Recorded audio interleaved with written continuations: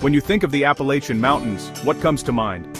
For many, it's a rugged spine of ancient peaks carving through the eastern United States. You might picture the misty ridges of the Blue Ridge Parkway or the deep forested hollows of West Virginia. The story often begins in Alabama, where the mountains rise from the southern plains and continues northward through states like Georgia, Tennessee, and Pennsylvania. This is the classic image, the one seen in countless documentaries and travel shows. It's a landscape steeped in history, folklore, and a certain kind of wild, untamed beauty that feels uniquely American. But that's not where the story ends. The truth is, the Appalachian Range is an international traveler. It doesn't stop at the US border. These very same mountains push onward, crossing into Canada and continuing their majestic journey. This geological fact is one of the world's best-kept secrets, it seems. The range extends through Quebec's Gaspé Peninsula and marches all the way to the island of Newfoundland. It's a single, unbroken chain of rock and forest, a geological wonder that connects two nations. Yet, this Canadian chapter of the Appalachian story is often overlooked, lost in the shadow of its more famous American counterpart. It's a huge misconception that I see all the time. I remember receiving an email from a viewer of one of my shows. He was from Portugal, and he wrote to me with a very distinct, almost Russian-sounding cadence in his English. He said, "Josh, I watch the YouTube. All videos say Appalachia is America. They show spooky things in Kentucky, in Virginia. But then I see map, and mountains go into Canada. Why does no one speak of this? Is it a different mountain with the same name?"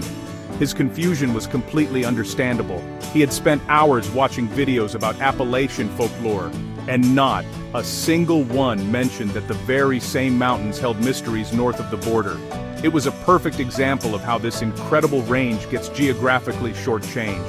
This misconception isn't just international. Many Americans are surprised to learn about the Canadian Appalachians too. The cultural identity of the mountains is so strongly tied to American history, to pioneers, moonshiners, and folk music, that we forget nature doesn't care about our borders. The ancient rock formations, the dense forests, and the secluded valleys are all part of the same system. This means the potential for strange encounters, for lingering spirits, and for things that go bump in the night doesn't just stop when you cross into Canada. The mountains have their own story to tell, and it's a long one, stretching over 1,000 miles and across 2 countries. It's often the people on the ground, the ones who live and breathe the local lore, who truly understand the scope of these mountains. I'm talking about the paranormal investigators, the ghost hunters who spend their nights listening to the whispers of the past.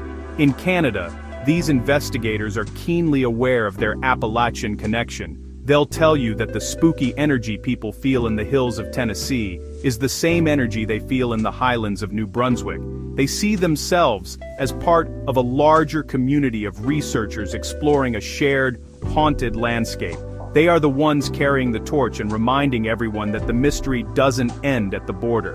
These Canadian teams often investigate historic sites nestled deep within their portion of the range. They explore old colonial settlements, abandoned logging camps, and coastal villages that have been battered by Atlantic storms for centuries. The stories they uncover are eerily similar to those from the South.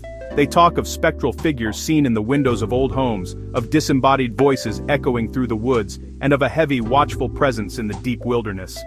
They have confirmed, through their own experiences, that the supernatural fabric of the Appalachians is woven throughout its entire length, from the deep south to the Canadian maritime provinces. This shared paranormal heritage is fascinating. It suggests that there's something about the mountains themselves, their age, their geology, their isolation, that makes them a hotspot for unexplained phenomena. It's not just about human history, but about the land itself. Canadian ghost hunters often collaborate with their American counterparts, sharing stories and evidence. They find common threads in the types of hauntings reported on both sides of the border. It's a testament to the fact that ghosts, it seems, don't need a passport. The same kinds of legends and spirits appear to inhabit these mountains regardless of the flag flying overhead. For these investigators, highlighting the Canadian Appalachians is a matter of pride and accuracy. They are working to correct the popular narrative and bring attention to the rich folklore of their own backyard.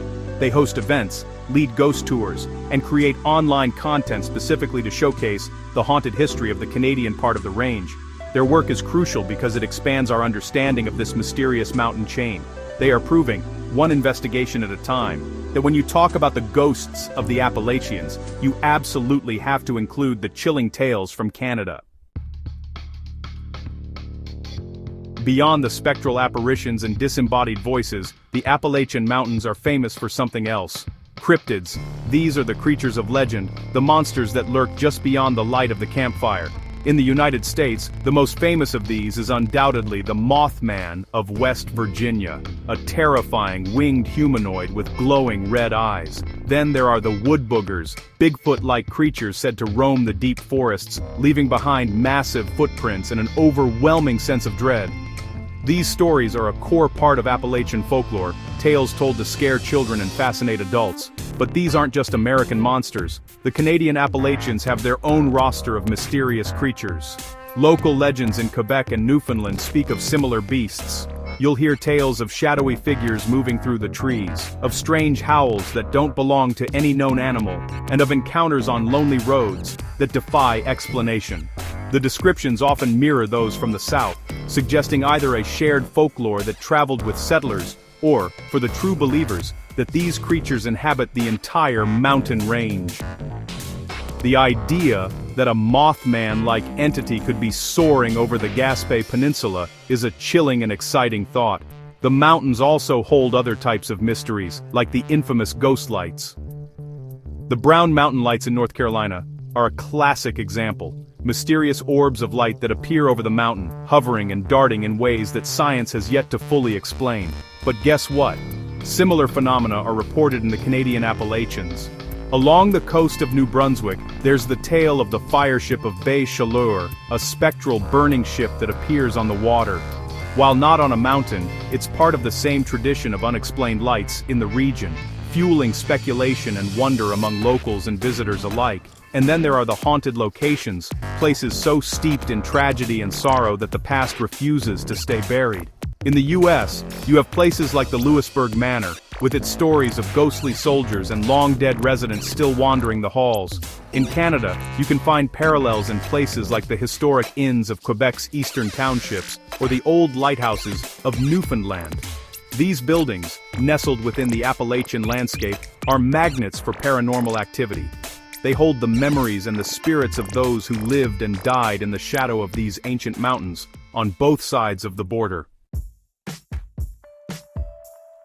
Ultimately, what all this shows is that the Appalachian Mountains are a single, continuous realm of mystery. The border between the United States and Canada is a human invention, a line on a map that means nothing to the ancient geology or the lingering spirits that call this range home.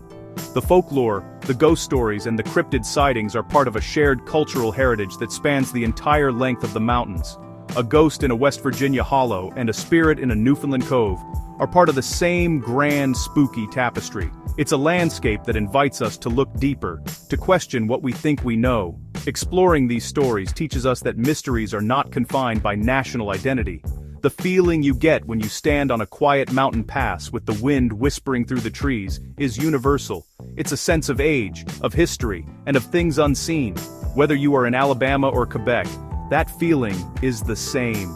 The mountains hold their secrets close, and they offer them up in bits and pieces through folklore and unexplained encounters. It's a powerful reminder that we are all connected by the landscapes we inhabit, and the stories we tell about them. So, the next time you hear a story about an Appalachian haunting or a creature lurking in the woods, remember how far that story might reach. Think beyond the familiar tales from the American South. Picture the same rugged peaks rolling through Canada, holding their own unique and terrifying legends. The Appalachian experience is bigger and more mysterious than many people realize.